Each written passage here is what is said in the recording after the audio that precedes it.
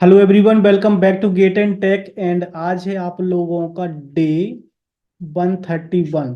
Okay, सो इस question को करने से पहले मैं होमवर्क 130 के क्वेश्चन का आंसर बता देता हूँ आपको। इसका आंसर है आपका 0.8472। ओके, ये न्यूमेरिकल आंसर टाइप क्वेश्चन था, बहुत ही प्यारा क्वेश्चन है। आई होप कि आप लोगों ने ट्राई किया होगा। 130 इज कम्प्लीटेड, एक बार और देख लो आप लोग, है ना। 130 इज कम्प्लीटेड, इसका आंसर 0.8472। ओके, 131 पे चलने से पहले एक नया कॉन्सेप्ट, इंडिपेंडेंस, है ना। इंडिपेंडेंट इवेंट होते हैं ना जो आपके, independent event, event sorry mutual exclusive और mutual exclusive and exhaustive event का अभी मैंने वीडियो एक टेलीग्राम पे भेजा है, उसको आप लोग जरूर देख लेना, है ना। Okay okay okay, just second. Independence, independence क्या होता है? Two events are said to be independent if the occurrence of either one of the two events does not affect the occurrence probability of other event. Basically बात क्या है, independent event की बात मैं करूं, सपोज करो ए एंड बी दो event है, ठीक है, दो इवेंट है। ए इवेंट अकर कर रहा है, उससे बी पे कोई फर्क नहीं पड़ रहा है। देखो, ए इवेंट अकर हो रहा है, जस्ट सेकेंड, ए इवेंट की अकर हो, बी पे कोई फर्क ना पड़े। सिमिलरली ए पे कोई फर्क ना पड़े अगर बी अकर हो। ओके, ये चीज आपको ध्यान रखनी है। Okay okay, other event, this is an important concept and formally state two events A and B are independent if देखो, यहाँ पे क्या था, प्रोबेबिलिटी ऑफ कंडीशनल प्रोबेबिलिटी पढ़ा था ना हम लोगों ने। प्रोबेबिलिटी कंडीशनल क्या पढ़ा था हम लोगों ने अभी पिछले वाले लेक्चर में, इससे पिछले वाले लेक्चर में हम लोगों ने पढ़ा था। जस्ट सेकेंड, घटिया, जस्ट अ सेकेंड, यह सो यहाँ पे हम लोगों ने पढ़ा था conditional probability, event B occurred हो जाएगा तब ए की कंडीशनल प्रोबेबिलिटी क्या, P A intersection B upon P B. B क्यों? क्योंकि यहाँ पे बी है इसलिए यहाँ पे बी। ओके, ये था। बट इवेंट है इंडिपेंडेंट, इंडिपेंडेंट इवेंट है जब भी इंडिपेंडेंट इवेंट होंगे, ठीक है, जब भी आपके इंडिपेंडेंट इवेंट होंगे तो P A intersection B equal to क्या हो जाएगा आपका, P A into P B, यहाँ पे इंटू है।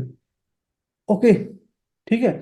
तो इस इक्वेशन वन में अगर आप इंटरसेक्शन की वैल्यू फिट करोगे, रटना कुछ नहीं है, एक ही मूल मंत्र ये है आपका, है ना। मूल मंत्र आपका ये है, इंटरसेक्शन भी क्या होगा, P into P B, that's all. Equation one में हम लोग वैल्यू रखेंगे तो क्या हो जाएगा हमारा, P A into P B upon P B. P B से आपका पीवी कैंसिल हो जाएगा कि नहीं हो जाएगा? अरे भाइयों बहनों, हो जाएगा कि नहीं हो जाएगा? बिल्कुल हो जाएगा। ओके, पी आपका ये आ जाएगा, तो कंडीशन प्रोबेबिलिटी में पी ई आ जाएगा। देखो, इंडिपेंडेंस के केस में जो आपका यहाँ ए है वो ही आ जाएगा, यहाँ पे बी होता तो यहाँ बी आ जाता।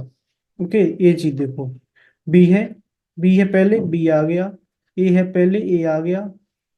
Note that if the above is equivalent to सबका बाप है ना। ठीक है, ये चीज आपको ध्यान रखनी है। चलो, अब ड्राइंग विद रिप्लेसमेंट एक एग्जांपल है, यहाँ पे देखते हैं। Two balls are successively drawn from the urn. Urn एक बॉक्स है ना, उसमें बहुत सारी बॉलें पड़ी हुई हैं, रेड भी होंगी, ग्रीन भी होंगी, ठीक है, ग्रीन के साथ साथ ब्लू भी होंगी, ठीक है, ये तीन कलर तो रहते हैं आरजीबी आपके, ठीक है, बहुत सारी पड़ी हैं। Okay, two balls are successfully drawn.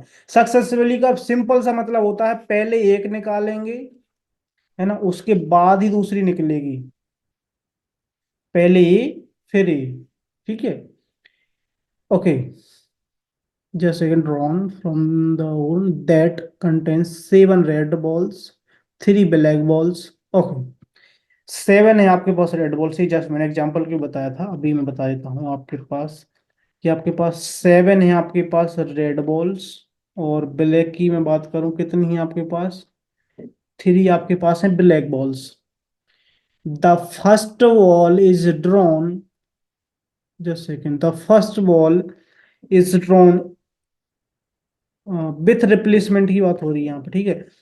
First ball is drawn put back into the earn after noticing its colour. Obvious बात है, पहली बॉल निकाली, पहली बॉल निकाली यहाँ पे, पहली बॉल निकाली, ठीक है, पहली बॉल निकाली, अगर वो रेड हुई है ना, कलर देखा उसका, बेसिकली कलर देखा, रेड हुई या ब्लू हुई, वो देख लिया कि ये दो ही कलर हैं यार। देखो सिंपल से समझा करो, ऐसा कोई बड़ी चीज नहीं है। आपके पास एक बॉक्स है, उसमें 7 रेड कलर की बॉलें हैं, 3 आपके उसमें ब्लैक कलर की बॉल है। अब आप एक रैंडम बॉल निकालोगे है ना, बिना देखे ऐसे रैंडम निकालोगे, फिर देखोगे ना कलर, अरे ब्लैक आ गई, फिर से रख दोगे, फिर ऐसे ऐसे मिला के फिर से निकालो, और रेड आ गई, है ना। तो ये आपको, आप कलर ऑब्जर्व करके फिर से रख दे रहा है उसमें, टोटल नंबर ऑफ 10 ही बॉलें रहेंगी।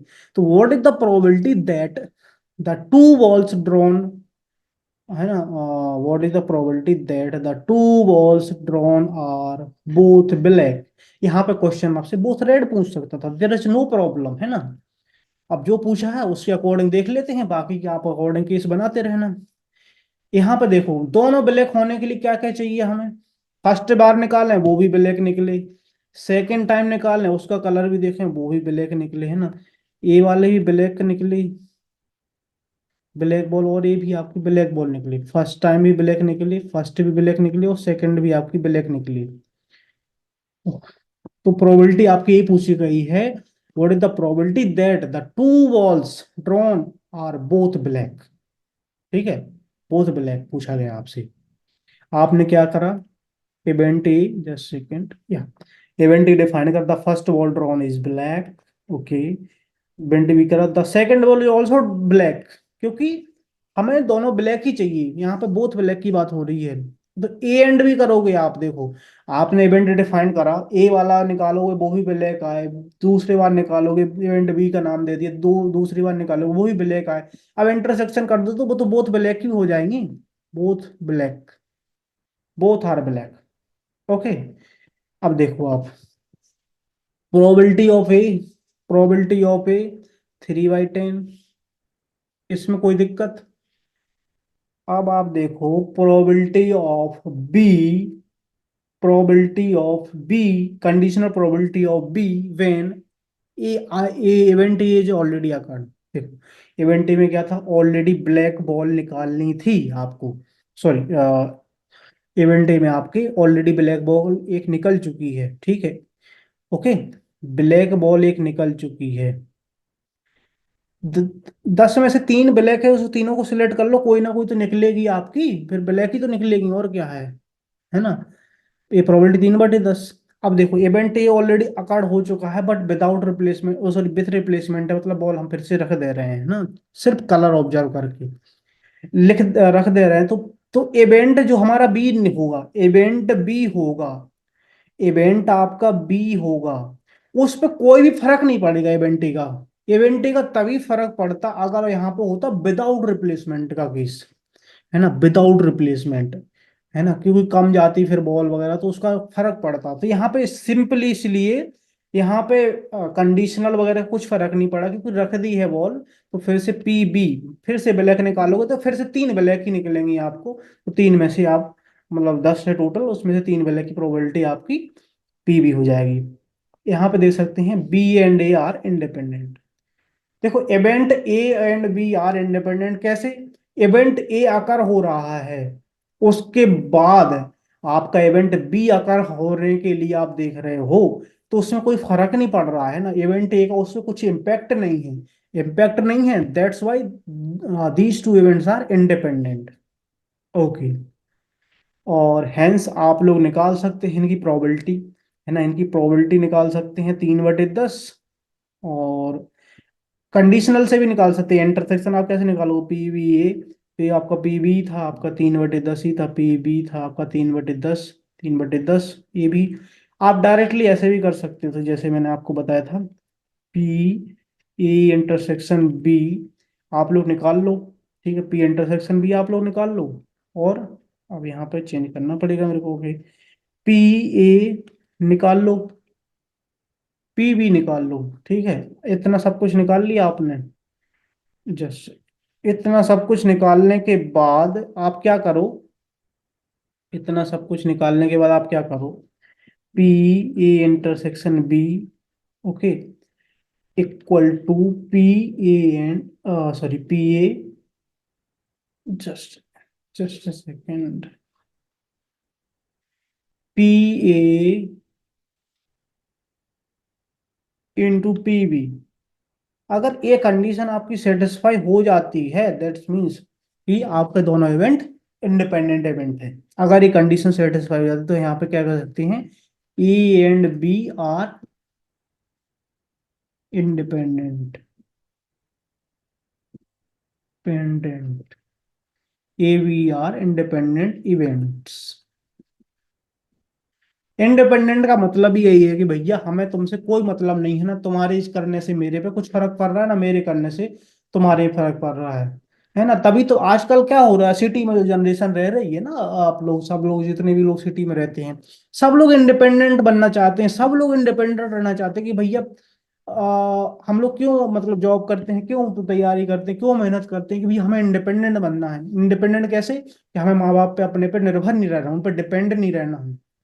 आप लोग अगर, जैसे मैं तो बीएसएफ कॉलेज से मैंने बीटेक करा था, आप लोगों ने अगर वहां पे, उसके पहले भी आपका ट्वेल्थ वगैरह में शायद एक डिपेंडेंट कार्ड बनता था, आप वो याद हो अगर, बीएसएफ वगैरह में जो लोग थे मेरे दोस्त वगैरह थे उन लोगों ने बताया कि उनका एक डिपेंडेंट कार्ड बनता था। तो डिपेंडेंट हो आप किस पे, आपके माँ बाप पे, तो आपके माँ बाप का उसमें सब कुछ रहता था, आपका नाम भी एक जगह होता होगा, है ना।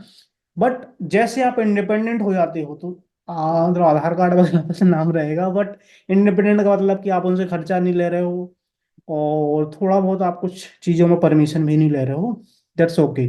ओके, थोड़ा सा रियल लाइफ से आपको रिलेट कराने की कोशिश करी है मैंने, तो आप ऐसे समझ सकते हो। और यहाँ पे रिप्लेसमेंट वाला केस है, तो यहाँ पे ऑलरेडी आप लोग कॉमन सेंस से भी समझ सकते हैं।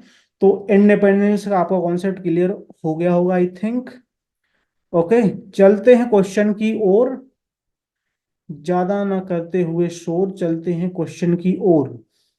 ओके, क्योंकि मेहनत आप लोगों को करनी पड़ेगी घनघोर, लास्ट टाइम चल रहा है। ओके, तो एक लाइन को रिवाइज करा देता हूँ कि ज्यादा करते हुए ना शोर, चलते हैं क्वेश्चन की ओर, और मेहनत करनी पड़ेगी आपको घनघोर। घनघोर का मतलब रहता है ना, आप लोगों को मैं बताऊंगा, घन को जब अंधेरा रहता है ना, घन को अंधेरे को बोलते हैं, एकदम बिल्कुल अंधेरा, कुछ भी नहीं दिख रहा है आपको, वो होता है घनघोर। मतलब सघन और डेंसली, और इसको हम लोग अगर अपनी मेहनत में या फिर अपने पढ़ाई में बोलें तो एकदम बहुत स्ट्रिक्टली आपको पढ़ाई करनी है, दैट्स ऑल। ओके, चलो, अब क्या हो रहा है, क्वेश्चन 31, 131, क्वेश्चन 131 में क्या हो रहा है, A and B throw with one die for a stake of 11 रुपए के लिए ए एंड बी थ्रो करते हैं डाई। ठीक है, okay, which is to be borne by the player who first throw 6। Okay, which is to be borne by the player who first throw 6। देखो, अ, मैं इसको प्रॉब्लम को आपको सिंप्लीफाई तरीके से समझा दूंगा। If A has the first throw, what is their respective expectation, okay, पैसे कितने कितने मिलेंगे, बेसिकली बात ही है। ओके, प्रोबेबिलिटी आएगी जैसे, उस हिसाब से फिर हम एक इलेवन को डिस्ट्रीब्यूट कर देंगे। पार्टनरशिप में आपने एक क्वेश्चन इस टाइप से देखे होंगे, थोड़ा सा प्रोबेबिलिटी से रिलेटेड करा गया, there is no problem at all. Question क्या कह रहा है, ए एंड बी थ्रो करते हैं एक पासे को उछालते हैं हवा में, है ना, इतना मत 11.2 किलोमीटर, 11.2 किलोमीटर पर आवर की स्पीड से। इनको ए और बी को रोक देना भैया कि 11.2 किलोमीटर पर आवर की स्पीड से मत उछाल देना, अदरवाइज वो जो अपना क्या बोलते हैं, क्या बोलते हैं यार, पलायन कर जाएगा। दैट मीन्स कि इतना स्पीड से अगर भेजोगे ना तो जो पृथ्वी का एटमॉस्फेयर है ना उसको क्रॉस कर जाएगा, है ना। तो इतना स्पीड से मतलब बोल देना भैया कि इतना स्पीड से मतलब ऊपर उछालना, ठीक है, जस्ट जोक। ओके, थोड़ा सा हंसी मजाक जरूरी है, सीरियसनेस भी जरूरी है, लेकिन हंसी मजाक भी जरूरी है। ठीक है, बोथ आर रिक्वायर्ड। ओके, अब यहाँ पे क्या होता है, जिस बंदे के भी सिक्स आ गया, जिस बंदे का भी सिक्स आ गया, वो जीत जाएगा, वो जीत जाएगा, वो जीत जाएगा। ठीक है, बट ऐसा, और क्या हो रहा है, ए स्टार्ट कर रहा है थ्रो करना, ए स्टार्ट कर रहा है थ्रो करना। ठीक है, अब एक चीज मैं आपको बताऊं, ऐसा बहुत रेयर होता है, ऐसा बहुत लकीली होता है, तो उस केस को हम कंसीडर नहीं करते। हम हमेशा प्रोबेबिलिटी जब भी कैलकुलेट करते हैं तो एक प्रॉपर प्रॉपर सिनेरियो के साथ, बेस्ट केस सिनेरियो में क्या हो सकता है ना, उस टाइप से कैलकुलेट करते। ऐसा नहीं आप बोलो भैया क्या हुआ कि ए ने लिया पासा और सीधा फेंका और छह आ गया, जीत गया, खत्म, 11 के 11 रुपए ले जाएगा फिर वो। किसी को मौका ही नहीं दिया, फेंकने का ही मौका नहीं दिया यार, फेंकने का मौका नहीं दिया, उसकी प्रोबेबिलिटी नहीं है तो उसकी एक्सपेक्टेशन ही क्या होगी यार, जब प्रोबेबिलिटी बी की जीरो हो जाएगी। ठीक है, तो ऐसा केस नहीं होता है। ठीक है, ओके। अब मैं डाइस के केस में पहले आपको सैंपल स्पेस बता देता हूँ। डाइस के केस में, डाइस के केस में आपका रहता है 1 2 3 4 5 6, 6 रहता है सैंपल स्पेस। कॉम्प्लीमेंट्री प्रॉपर्टी मैंने बताई थी आपको, कॉम्प्लीमेंट है ना, अगर हमारे पास, ठीक है, मैं अगर बात करूं कि प्रोबेबिलिटी ऑफ ए की बात करूं आपको, है ना, प्रोबेबिलिटी ऑफ ए की बात करूं, ठीक है, प्रोबेबिलिटी ऑफ ए की बात करूं, मतलब ए के जीतने की प्रोबेबिलिटी की बात करूं बेसिकली, ए के जीतने की प्रोबेबिलिटी की बात करूं तो 1/6, क्योंकि सिक्स एक ऐसा नंबर, सिक्स एक ही नंबर, तो 1/6 हो जाएगा आपका। प्रोबेबिलिटी ऑफ ए कॉम्प्लीमेंट की बात करूं, अगर मैं कलर चेंज करके बात करूं तो ज्यादा बेहतर बात लगेगी आपको भी। प्रोबेबिलिटी ऑफ ए कॉम्प्लीमेंट की बात करूं तो 1 - 1/6, या फिर हम कह सकते हैं 5/6। यहां से भी हम कर सकते हैं, छोटा सैंपल स्पेस है तो यहाँ पे देखो 5 बचेंगे, 6 को हटा के, कॉम्प्लीमेंट मतलब ए हार जाए। ये किस केस में हारेगा, जब जो उसके 6 नहीं आएंगे। ठीक है, ये चीज आपको समझ में आ गई होगी I hope. Okay, okay, similarly, similarly, similarly, similarly, ठीक है, प्रोबेबिलिटी ऑफ बी, बी के जीतने की, ये प्रोबेबिलिटी ऑफ बी है, ये बॉन्ड वाली है ना, जीतने की प्रोबेबिलिटी 1/6 है। प्रोबेबिलिटी ऑफ बी मतलब बी के हारने की प्रोबेबिलिटी आपकी 5/6 है। ठीक है, मैं यहाँ पर लिख देता हूँ, ये आपकी जो है वॉन वाली है। ओके, ये रेड कलर से मैं आपकी लॉस वाली लिख देता हूँ, लूज, लूज, लॉस हो रहा है यहाँ पे। यहाँ पे ए को भी लॉस हो जाएगा, मतलब हार जाएगा, और यहाँ पे बॉन्ड हो जाएगा। ओके, ए स्टार्ट करता है ए, ठीक है, ए करता है आपको, ए स्टार्ट करता है। ठीक है, ओके, तो पहले हम प्रोबेबिलिटी ऑफ ए की बात कर लेते हैं। प्रोबेबिलिटी ऑफ ए क्या हो गई है ना, प्रोबेबिलिटी ऑफ ए, ए, ए हमने यहाँ निकाल दिया, ए बॉर्न हो रहा है ना, बॉर्न है, बॉर्न ऑफ ए है बेसिकली। में अगर थोड़ा स्ट्रेट फॉरवर्ड तरीके से लिख दिया है, अगर मैं थोड़ा अच्छे तरीके से ऑर्गेनाइज तरीके से लिखूं तो पी ए बॉर्न वाला है यहाँ पे, है ना, और यहाँ पे आपका है कॉम्प्लीमेंट जो भी है वो लॉस वाला हो जाएगा, पीवी बॉन्ड वाला आपका ही हो जाएगा, और यहाँ पे लॉस वाला है। ठीक है, ओके, ठीक है, ओके,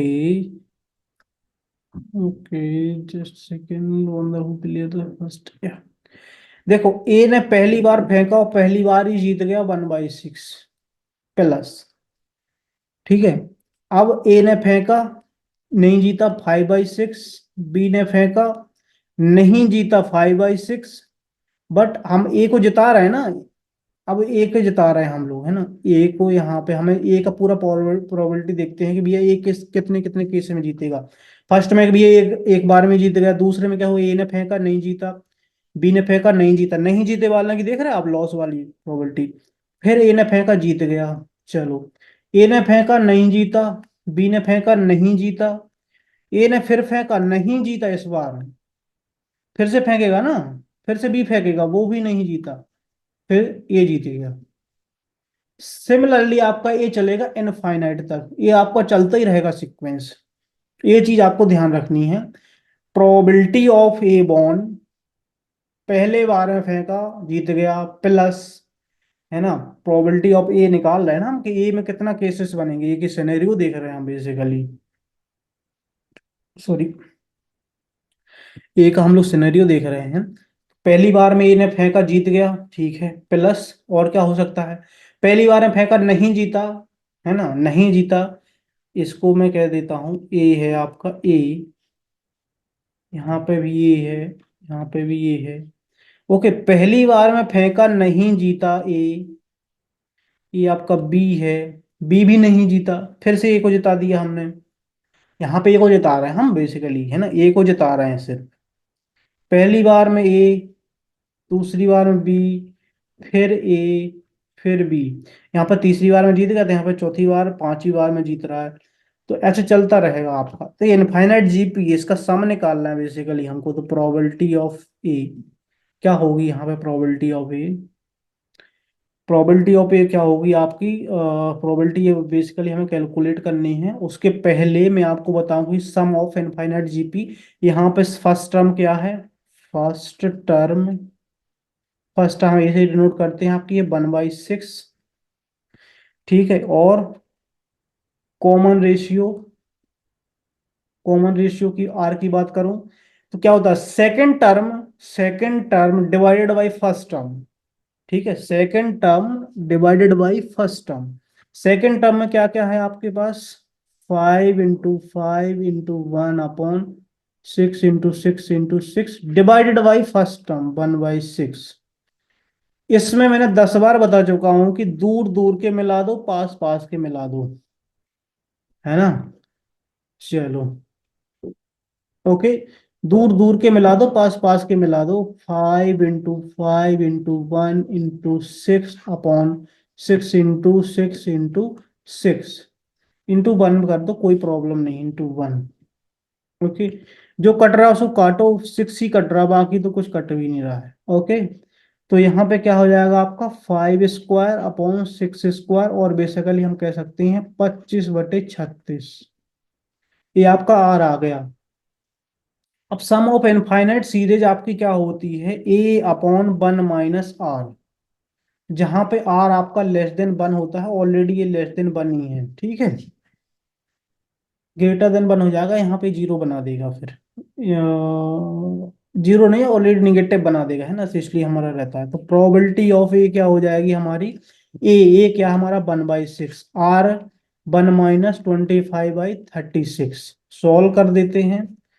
पी ऑफ ए, ठीक है, पी ऑफ ए कितना हो जाएगा, पी ऑफ ए आपका कितना हो जाएगा, 1/6, 36 - 25 divided by 36 equal to 1/6 upon 6 - 5 1, 3 - 2 1, 36। फिर भी इस टाइप का जब भी केस आए, दूर दूर की दोस्ती और ऐसी सर्दी में पास पास की भी दोस्ती। Okay, P of A equal to 1 × 36, ठीक है, डिवाइडेड बाई 6 × 11, जो कट रहा है उसको काट दो, 6 × 6 = 6 × 6 = 36। Okay, so probability of A equal to 6/11। Okay, ये चीज आपको समझ में आ गई, 6/11। ओके, तो प्रोबेबिलिटी ऑफ ए हो गई। सेकंड वाला इवेंट क्या है आपके, प्रोबेबिलिटी ऑफ ए कॉम्प्लीमेंट, और या फिर मैं बात करूं प्रोबेबिलिटी ऑफ बी, क्योंकि ए हो गया, बाकी का बचा हुआ तो आपका बी है, बी है, तो क्या हो जाएगा 1 माइनस प्रोबेबिलिटी ऑफ ए, एक, है ना, तो प्रोबेबिलिटी ऑफ बी कितना हो जाएगा, 1 - 6/11, 11 - 6/11 बराबर 5/11। ओके, तो प्रोबेबिलिटी ऑफ ए आपकी कितनी हो जाएगी, 5/11, sorry, probability of B. Okay, इसमें कोई दिक्कत हो तो बताओ गुरुजी, कोई दिक्कत हो तो बताओ। अब करते हैं expectation. Expectation of A, expectation को एक्स से ना डिनोट करके जनरली हम लोग ई से डिनोट करते हैं। एक्सपेक्टेशन ऑफ ए कितना है, 11 रुपया थी भैया स्टेक। और probability of A, probability of A क्या है, 6/11, है ना। तो यहाँ पे आ जाएगा ₹6। एक्सपेक्टेशन ऑफ बी कितना है, 11 में से कितना, 5/11, 11 से 11 जाएगा आपका ₹5। ओके, तो ए को मिल जाएंगे 6 रुपया, बी को मिल जाएंगे 5 रुपया।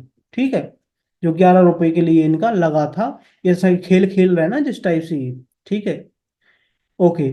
आप चाहो पी बी यहाँ निकाल सकते हो, यहाँ पे आप लोग पी बी भी निकाल सकते हो, कोई प्रॉब्लम नहीं है, पी बी भी निकाल सकते हो। ओके, पी बी भी निकाल सकते हो, बट हम लोगों ने पी बी इस टाइप से डायरेक्टली तो निकाल लिया है, कोई प्रॉब्लम थोड़ी ना हुई है। एक ये ने स्टार्ट करा था, ये फर्स्ट थ्रो कर रहा था, तो इसलिए हम लोगों ने पी ए निकाल के पी बी निकाल लिया है। ओके, आई होप कि आपको समझ में आएगा। 6 और 5, ए के 6 और बी के 5, ए के 6 और बी के 5। ओके, ऑप्शन ध्यान से लगाना, their respective, respective A B, A B, A के 6 बी के 5, ए के 6 बी के 5, let me check it again. A के 6 और बी के 5 रुपया। ओके, आई होप कि आपको ये समझ में आ गया होगा। चलते हैं होमवर्क की ओर। ओके, सो ये क्वेश्चन आया था आपका CMI, CMI 2010 में, है ना। बहुत प्यारा क्वेश्चन है। CMI का फुल फॉर्म होता है चेन्नई मैथमेटिकल इंस्टीट्यूट, है ना। ये मैथमेटिक्स के लिए बहुत फेमस इंस्टीट्यूट है। अगर आपको नहीं पता था तो जाके एक बार गूगल करना, आपको सारी चीजें पता चल जाएंगी। ओके, इस क्वेश्चन को सॉल्व जरूर करना है यार, है ना। 131 होमवर्क सॉल्व जरूर करना, एक बार और देख लो आराम से। Okay, okay, thank you so much guys, thank you so much दोस्तों। मजा आ रहा होगा, कमेंट सेक्शन में जरूर बता देना। मैं भी जबरदस्त मेहनत कर रहा हूँ, आप भी जबरदस्त मेहनत करो। मिलकर लड़ेंगे, आखिरी तक लड़ेंगे। Bye bye, all the best.